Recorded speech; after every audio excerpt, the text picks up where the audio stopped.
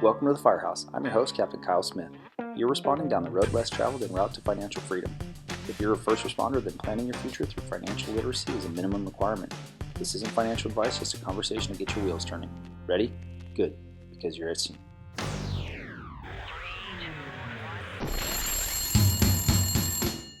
What's up, everyone? It's Captain Kyle Smith, and this week I sat down for a morning meeting with San Diego firefighter paramedic Nate Manson. Nate's been investing in cryptocurrency for years and shares all the things to look out for when you're considering this new asset class for yourself. Hope you guys enjoy it.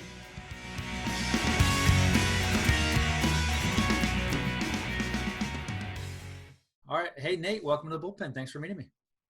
Thanks for having me, Kyle. Yeah, man, I'm excited to get to the bottom of your story here. But before we get to all that, how has the pandemic sort of shaped or informed things going on in your household these days? Oh, I mean, it's probably a lot like other households, right? Like we have limited outside activity. We kind of keep to a small bubble of friends.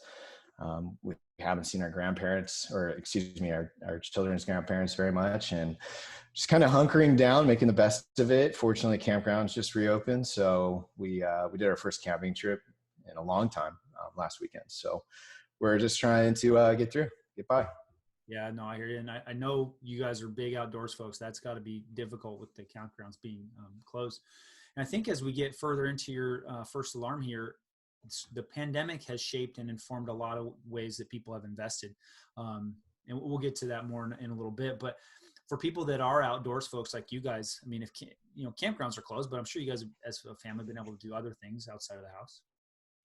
We've been trying. I mean, honestly, the biggest thing is I take my toddler to the park, but we just had a newborn in November. So that obviously put a hamper on a lot of what we do. But, we've been trying, but it's just tough with everything that's closed and having an infant.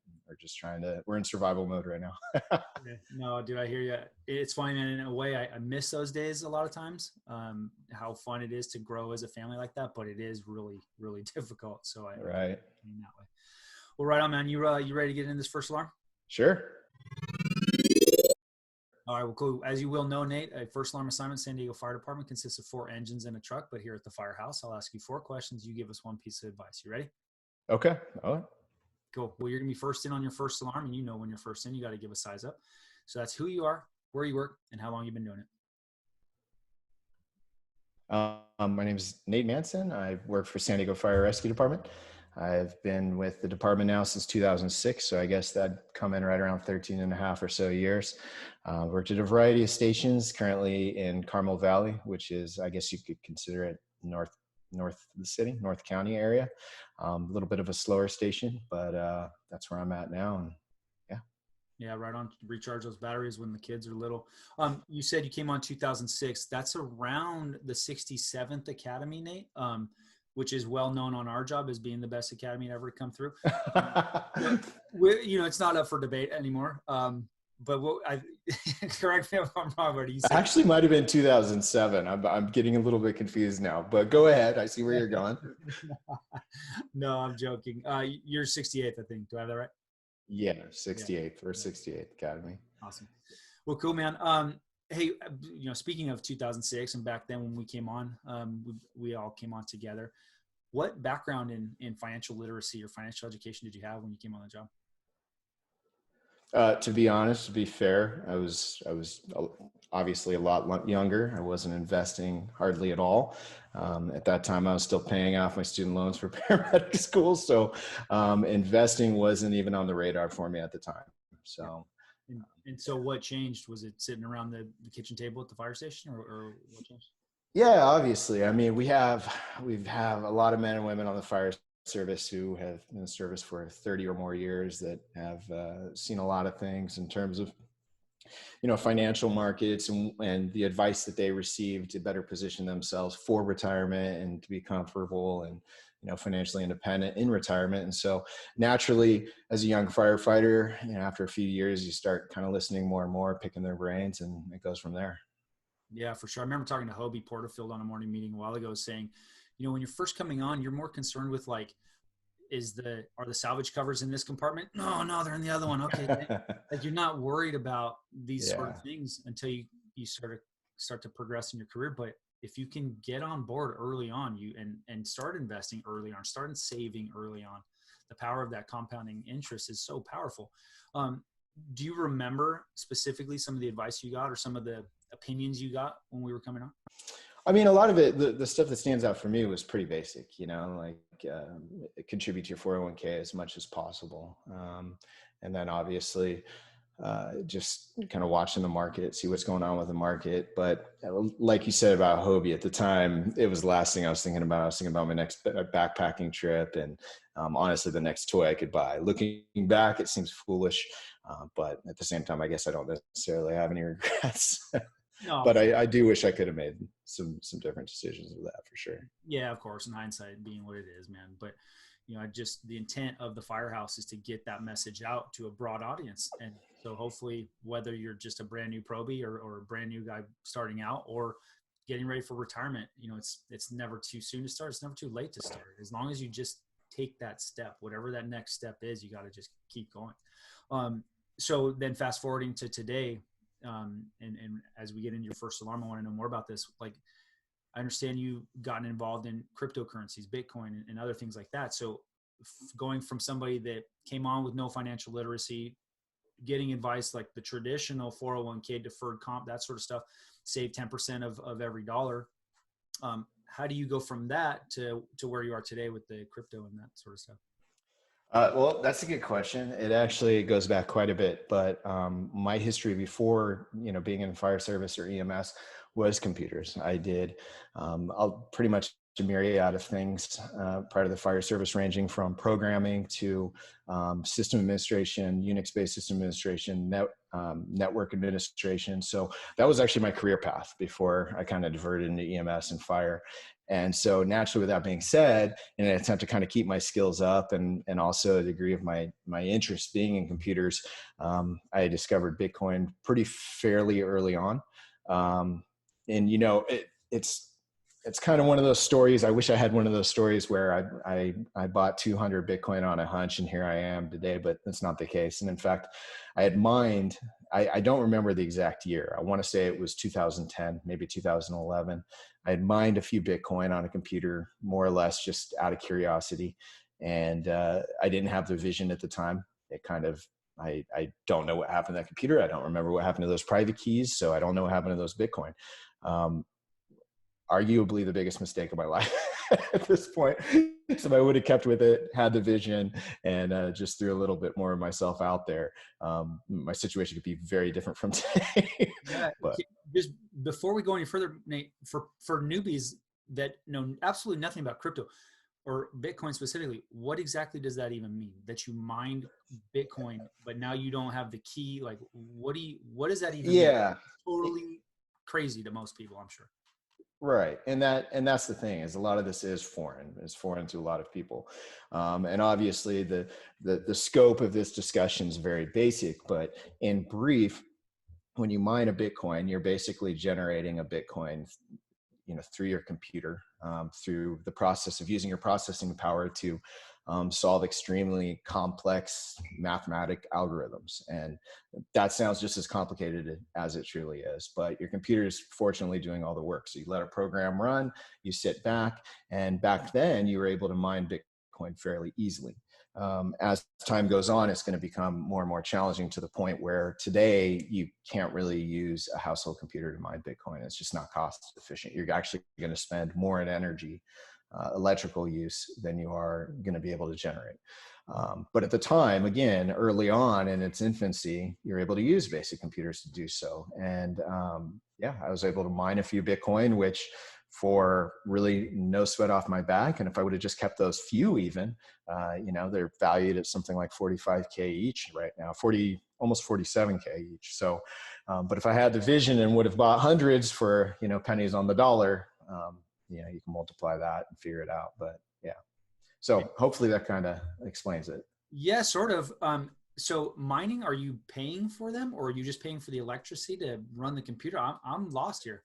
Okay, well, I think that's a good question, and I think it's important that you start from square one, right? And having a solid understanding what crypto cryptocurrency is and the technology on which it operates. So Bitcoin, obviously, as the most popular cryptocurrency, is essentially a digital asset that has whatever value it's currently being traded at, that is kind of traded between users in transactions through mining. And mining is essentially using the processing power of your computer to, again, solve extremely complex mathematical algorithms with a chance. There's a chance. There's a degree of probability there for your computer to essentially win a Bitcoin or discover a block, as we say. So I know that doesn't really help or simplify anything, but when we talk about cryptocurrency, it utilizes blockchain technology. So all cryptocurrencies utilize blockchain technologies, but not all blockchain technologies are set out or destined to be cryptocurrency. So I think the first question to be answered is, what is blockchain technology, right? What is Bitcoin? What is the infrastructure on which it's built, which gives it its value? And blockchain technology is essentially decentralized, immutable public ledger. It's not always public, but for the context of this discussion, we'll refer to it as public. So what that means is those three terms: decentralized, it's not located in any one location. It's decentralized. It's maintained by multiple thousands of computers across the entire world, which provides a ton of different benefits. And the fact that it's immutable, which means that it can't be edited. And so the fact that it's decentralized and immutable means that a bad player can't access it and edit it and change it. So that's what gives Bitcoin its resilience. It's what gives it its strength. It's also what makes it the most secure and resilient network on the entire planet. So the other aspect of it is a public ledger. So every transaction that occurs, there's a ledger that you or I or anybody can go and view and see that, hey, I sent you 1 Bitcoin. You received 1 Bitcoin from me, and so forth and so on. When you're mining, you're actually creating Bitcoin. So rather than me sending you a Bitcoin, if you were mining it, you'd be creating it, and you're creating it with your computer, again, through the processing power of your computer. Nowadays, that difficulty, we refer to it as difficulty, which is that processing of those algorithms is so difficult that now it takes warehouses full of computers to discover even just 1 Bitcoin at $46,000 per Bitcoin. Does that kind of explain it at all? Yeah, definitely. So is there a finite number of Bitcoin that are able to be mined, or as technology improves, does it get easier to mine the Bitcoin, or how, like, where does this lead? Because if the technology can keep up, then it seems like the value of the Bitcoin itself would drop. You know what I Now, mean? see, you said you weren't very well versed in crypto, but that leads me to believe that you've got at least some idea, because this actually starts a lot of the answers for a lot of the questions that people have. And the first thing that you asked me was, is there a finite amount? And absolutely there is. So the finite amount is set at 21 million. That means that for the duration of the lifetime of Bitcoin, so as long as Bitcoin is in circulation, there will never be more than 21 million, no matter what. There will never be 21 and 1 Bitcoin, 21 million and 1 Bitcoin. Currently, right now, the total supply, according to CoinMarketCap, is at 18,624,493. So as we know, especially when we talk about gold, which is often perceived as having value because of its scarcity, the same can be applied to Bitcoin, right? The difference is that we know exactly how much Bitcoin does exist and will exist ever. So there is a defined scarcity involved with Bitcoin, and that's what gives it its value. So, and then to go to your second question, there is, it's becoming more and more difficult. And the answer is yes, it's becoming more and more difficult to, it's not really create Bitcoin, it's actually to discover Bitcoin. But yes, it's becoming increasingly more difficult, and it will continue to do so. And actually, there's phases that are roughly every 4 years where the difficulty increases. And that so happens to coincide typically with a bull market as well, because that scarcity is increasing. Or not scarcity, excuse me, the difficulty is increasing. Okay. What about the critics that might say, yeah, but at least with gold, I have something tangible. I can take this block of gold and go down to the market, if things blow up and inflation runs out of control, I hear Bitcoin being an inflation hedge. I hear gold being an inflation hedge. I can wrap my head around gold because I can feel it. I can touch it. I can take this gold coin or silver coin down to the market and buy food if you know, if the world comes to an end. What about with Bitcoin? Like how I have to have access to the technology at all times, right? And so I guess I'm thinking of um, you know, the Wild Wild West or something where I don't have any electricity here, let alone access to a computer. How do I use that Bitcoin? Yeah, that's a good point. And, I'm not here to discredit gold or its value. I'm not necessarily a Bitcoin maximalist myself. However, the argument to be made there to support Bitcoin is that, nobody's going to carry around a chunk of gold in their pocket. Even the people who own gold don't actually own blocks of gold. With that being said, what do? You shave it off with a knife? Do you measure it out? Who knows? But the reality is that while you and and I don't know, I'm assuming we're roughly the same age, but you came on the 67, so you're probably a little bit older, but no. 25. But I assume you're 25 as well. Yeah. I'm 25. We still kind of view digital assets as kind of funny, like who spends money on something they don't physically own. And so that's a difficult concept for people in our generation to grasp initially. And that's certainly a difficult concept for older generations, in particular boomers, to grasp because it never existed as they were growing up. But what's being shown right now, and I just listened to an interesting interview with Mark Cuban, and one of the things that really turned him on to Bitcoin was the fact that his own children started valuing their digital assets, not even necessarily cryptocurrencies, but little things like skins, if you will, or cosmetic ornaments in video games. They were starting to value these things and they're applying value to them. And for them, it makes sense. And in fact, in December of last year, so a little bit over a month ago, there was a study done by a pretty prominent financial group, and they took 900 millennials and they said, "Hey, what would you rather put your money into in terms of a safe haven? Would you rather put it into Bitcoin or gold?" And 67%, so over 2/3, said that they would prefer Bitcoin over gold. So whether it makes sense or not, the reality is, and I get asked this all the time, like, what gives Bitcoin its value? There's a technical answer there, but really when it comes down to it, the answer is super simple. What gives it value is that you and I agree what its value is, right? You agree to sell it to me for a certain price and I agree to buy it at a certain price. And with that being said, it's no different than a stock. It's no different than even cash value. So, that's where that lands. But in terms of using it, if we were in an apocalyptic event and, there's a solar flare or there's an EMT, deployed, yeah, you're in a bad spot. The good thing is that you actually don't need computer access to maintain Bitcoin. Your Bitcoin are never stored on a computer in your possession. For example, they're stored in a private key, and private keys don't need electricity to store that. As long as the public ledger remains intact, it doesn't matter. So, Yeah. but on the same time, you can't conduct transactions without electricity. You can't. Yeah. So that is obviously a fault. Okay. That makes sense. And the piece about, whether it's crypto or stocks or gold, we're just agreeing on the value of this thing. Right.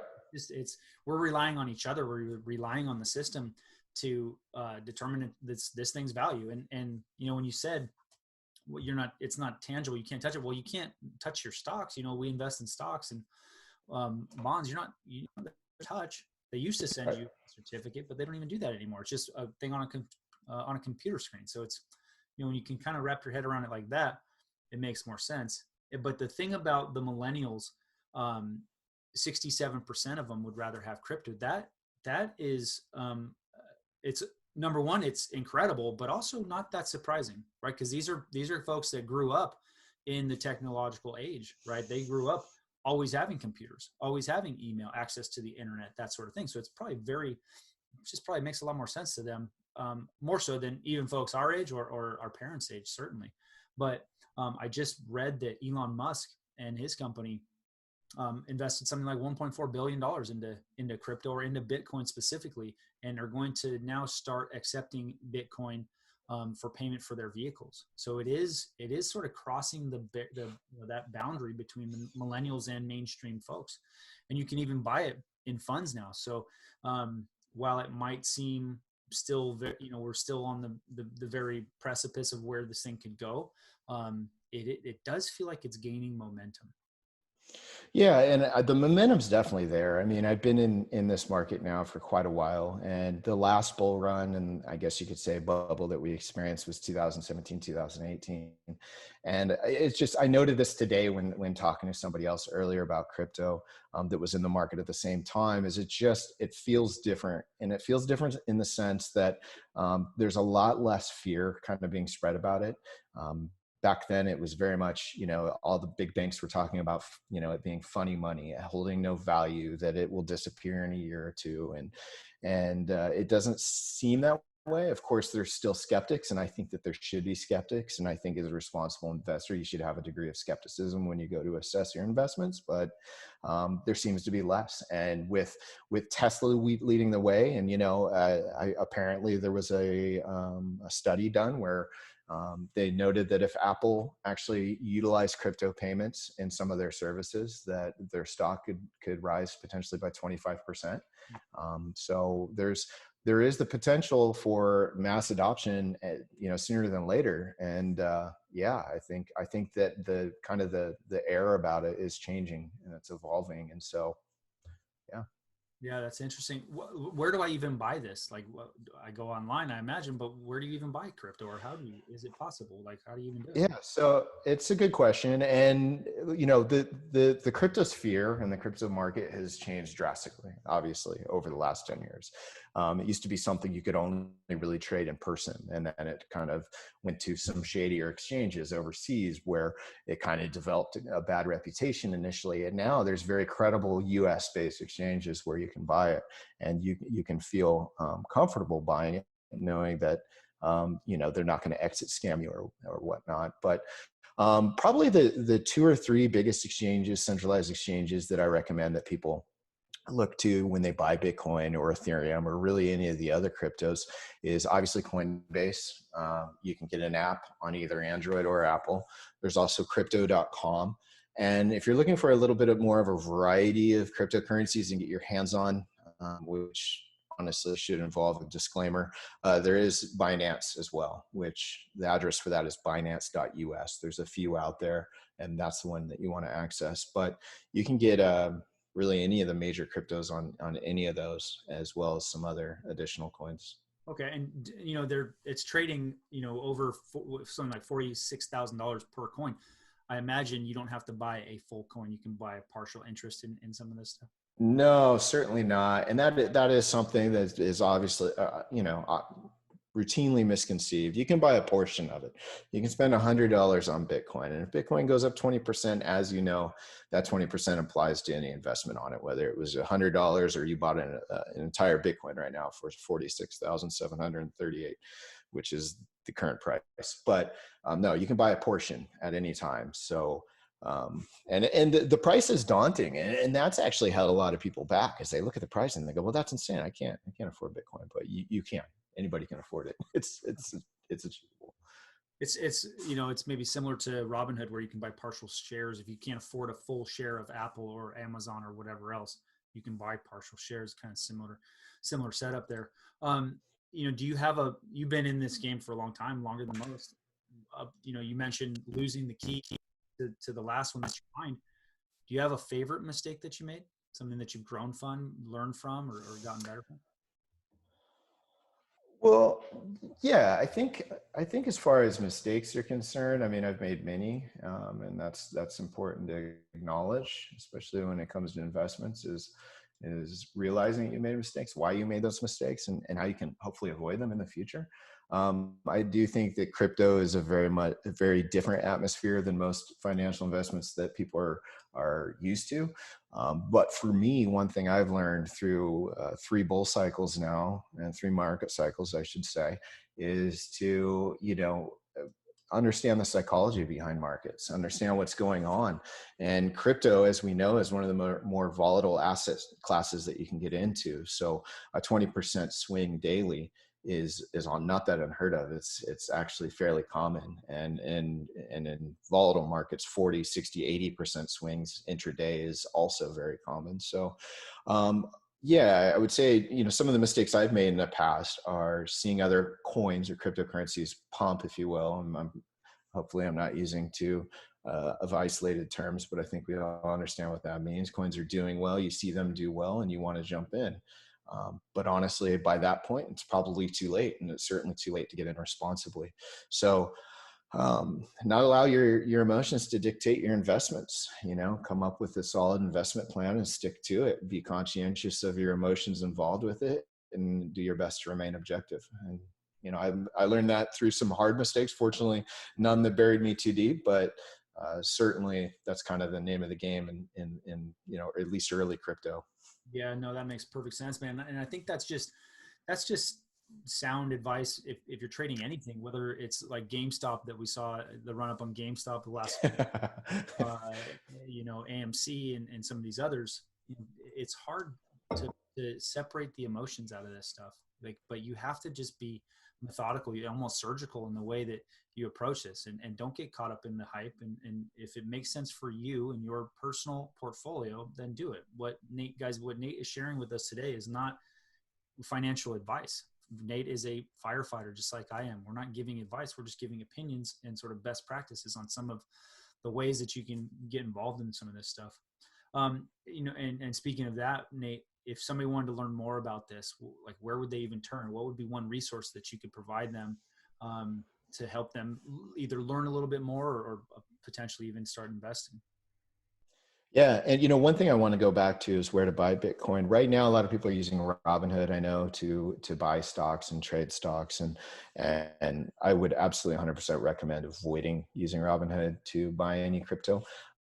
The nature by which they deal with crypto and they allow their consumers to trade it is a different mechanic than you would find on more of the reputable exchanges. And it kind of goes against what the nature of crypto is, which is, again, that decentralized asset. The ability for Robinhood to be able to just turn on trading on and off, as we have seen recently, is very alarming for Bitcoin, especially as it's doing so well as it is. But in terms of advice, or excuse me, not advice, but in terms of information, where to find what's going on with crypto, there's a lot of good sources out there. Honestly, I tend to peruse Reddit. I also go on YouTube as well. But those go with their own disclaimers. I mean, the crypto market it's matured a lot. There's a lot more regulations in place, but it still feels a little bit like the Wild Wild West. And by that, I mean that you have to be careful about what advice you heed. There's a lot of bad information out there. There's a lot of misunderstanding about it. And one of the things I kind of wanted to talk about is, if I can share the screen right here, we will look at CoinMarketCap, which is one of the many lists of cryptocurrencies out there that kind of rank, I don't want to say rank, but they list cryptocurrencies based off of their total market cap. Are you able to see that okay? Yeah. Okay, perfect. So right here, you'll see the market cap, and you'll see that Bitcoin is number one because it has the highest market cap. One thing I wanted to kind of go over was market cap is an indicator. It's honestly the best indicator and best metric that we have to kind of determine a cryptocurrency's value. It's calculated by a pretty simple measure, or pretty simple calculation here. You take the current price at which it's trading at, which is 46,587, and you times it by the circulating supply, which is something we talked about earlier. That number will turn out to be its market cap, which is 868 million, or excuse me, billion. Gosh, I still can't believe it's 868 billion. Like, it's just mind-boggling to me. But this is important because when people start researching crypto and they start going on YouTube or Reddit or really any other source, oftentimes you'll hear people say that they want to buy Ripple, which is the ticker for Ripple is XRP. And they say, and the reasoning is because it's cheap. They say it's cheap. It's only 46 cents. If it's only 46 cents, imagine what it would be if I owned 10,000 of these and it got to Bitcoin's price. What they don't realize is that it's virtually impossible, if not straight out impossible, for XRP to ever reach a price of 46,000 per coin. And the reason being is because of their circulating supply. So the math, the simple math here is that if we were to assume that XRP would ever reach the market cap of Bitcoin, which is currently at 800 billion, and the market cap for XRP is 21 billion, that means that it would be a 225x gain. So Ripple would have to go up 225x in terms of market cap, which would put the price at I believe 150. Let me double check. Actually, no. Well, $103 per XRP, meaning that if Ripple were to get to the overall valuation of Bitcoin, the price per Ripple coin would be $103. However, that would also mean that its total market cap would be $4.8 trillion.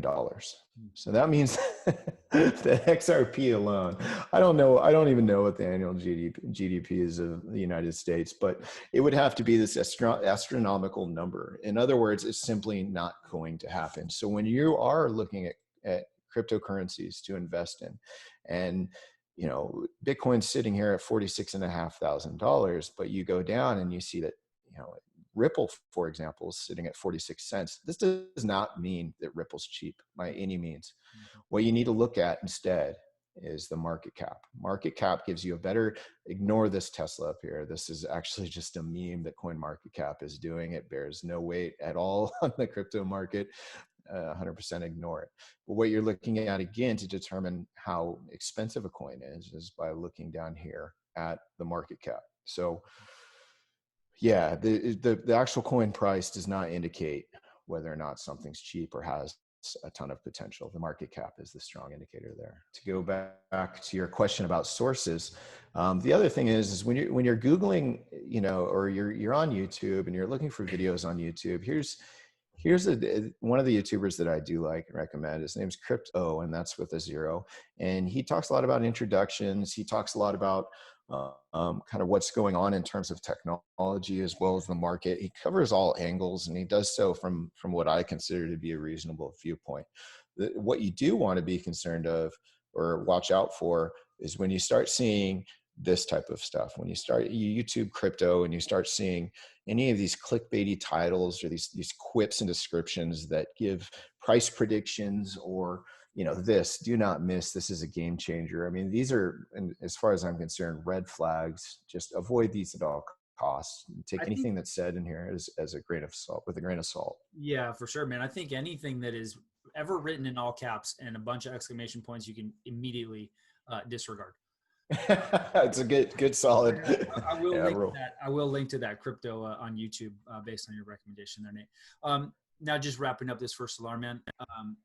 If there was one piece of advice you could give for somebody either starting out in their career in the fire service or wanting to get involved in crypto investing or just really anything related to personal finance, what would it be? Yeah, and obviously mine's gonna be more related to crypto, but this is something that I think is, I would argue, a sound philosophy for anybody, is understand, and especially in particular when it comes to cryptocurrency, time in market is way better than trying to time the market.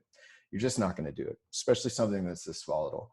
So the investment strategy that I follow today, the one that I kind of urge other people to at least look into and research, is dollar cost averaging, right? And the beauty of dollar cost averaging is that you come up with a predetermined amount that you're going to invest in, and you also come up with a predetermined interval. So that may be weekly, it may be biweekly, it could be monthly. But what's great about that is, let's say it's $50. Let's say you're like, hey, I don't know what Bitcoin's all about, but I'll put in $50 a month or $50 every 2 weeks. You can actually go on a lot of the sites that I mentioned earlier, Coinbase, Binance, and you can set it up so that it automatically purchases $50 of Bitcoin every 2 weeks, for example. And what this does is it removes kind of that aspect that we were talking about earlier, which is the market psychology aspect, the fear of missing out, the hype, and also the fear. It doesn't matter what's going on in the market. It doesn't matter what the price is. By establishing set intervals, set amounts, you're reducing your exposure to risk because you're establishing that average. And in fact, the more often that you purchase, regardless of the amount, the more you're able to get a reasonable average between the highs and the lows that you buy. So looking back, had I had the vision of Bitcoin in 2010, well, that'd be great. But even just going back to 2007, when I got hired, just dollar cost averaging into these investments, and whether it's $10 or whether it's $100 every week, it doesn't matter. It adds up in the end. And by doing those set intervals, you're reducing your exposure and you're mitigating the risk. Yeah, that's perfectly said, man. Dollar cost averaging it's a great hedge against volatility. It's a great hedge against having the discipline to, save money and at the end of the month, then go invest it. If you just set this thing up on autopilot, whether it's crypto or it's into 401k or into an index fund or whatever, that dollar cost averaging really it's crucial. Because if you set it up, like you said, every 2 weeks, let's say, if crypto is all the way up high in that 2 week period, you buy it at the top. Okay. Well, maybe in the next 2 weeks, it goes back down because it does have that high volatility. And so over time, it just evens itself out. And so that's why people love the dollar cost averaging. And then if you add to that automatic investing plan, it just takes all the emotion out of it, which really can lead to great things down the line. And yeah, man, I think with that, you got knocked down your first alarm, bud. Awesome. Thank you. Right. So hey, if people are looking to learn more about crypto or you in general, how could they track you down? Well, if they want to get a hold of me, honestly, just go through you. I don't partake in any social media anymore, but if anybody had any questions, any specific questions, if you don't mind just fielding their request, and I'd be happy to go from there. Yeah, for sure. I'll link to all this stuff in the show notes, man. Guys, if you are looking to learn more about crypto or Nate himself, reach out to me. I'd be happy to put you in touch with him. I do like that little layer of mystery. It kind of does add to the mystique of the thing. So I'm all on board on that. But guys, no matter what, for those of you that are listening, buyer beware with all this stuff. Do your due diligence. Don't rely on anything two firefighters are telling you. Go out there and learn this stuff yourself. If it is something that you're interested in, whether it's Zarny Whoop or crypto or whoever else, somebody you trust, vet it through a professional before you make any of these financial decisions, because this is important, right? We're trying to build this thing for the long term. Like Nate said, guys, time in the market is much more important than trying to time the market. So I think that's just perfect, man. So yeah, this is scratching the surface of crypto. We could spend hours discussing. Yeah, this is absolutely. I think I would love it if you'd come back on and we can dive a little bit deeper into crypto. But sure. Yeah, man, I want to just thank you for your time today. You shared so much great advice, man, and I'm looking forward to seeing where this thing goes. Awesome. Thanks for having me. Hopefully that kind of cleared up at least some questions that people commonly have, but there's a ton. This is an emerging asset and an entire new asset class to begin with. And so people have a lot of questions.